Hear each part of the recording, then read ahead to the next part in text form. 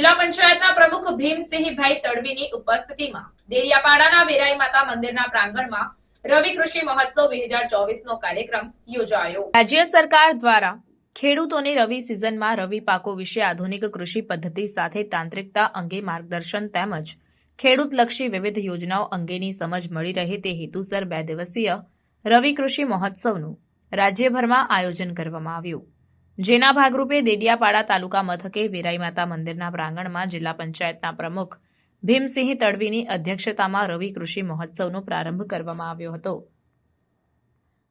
રવિ કૃષિ મહોત્સવ 2024ના પ્રારંભ પ્રસંગે જિલ્લા પંચાયત પ્રમુખ ભીમસિંહભાઈ તડવીએ જણાવ્યું કે કેન્દ્ર અને રાજ્ય સરકાર ખેડૂતોને કેન્દ્રમાં રાખીને પ્રાકૃતિક કૃષિ ક્ષેત્રે અનેકવિધ કલ્યાણકારી યોજનાઓ અમલી બનાવી ખેડૂતોની આવક બમણી થાય તે દિશામાં અનેક હિતકારી કાર્યો કરી રહી છે।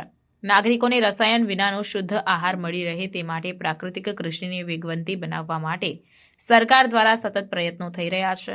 ગુજરાતના રાજ્યપાલ આચાર્ય દેવવ્રતજી પણ સમગ્ર રાજ્યમાં પ્રાકૃતિક કૃષિનું વ્યાપક પ્રમાણમાં અભિયાન ચલાવી ભાવિ પેઢીને સ્વસ્થ જીવનની ભેટ આપવાનો અભિગમ અપનાવી રહ્યા છે। રાજ્યપાલના આ અભિગમને નર્મદા જિલ્લાના ખેડૂતો પણ સહર્ષ સ્વીકારી રાસાયણિક ખાતર અને જંતુનાશકોનો ત્યાગ કરી ગામે ગામ ખેડૂતો પ્રાકૃતિક કૃષિ કરતા થયા છે।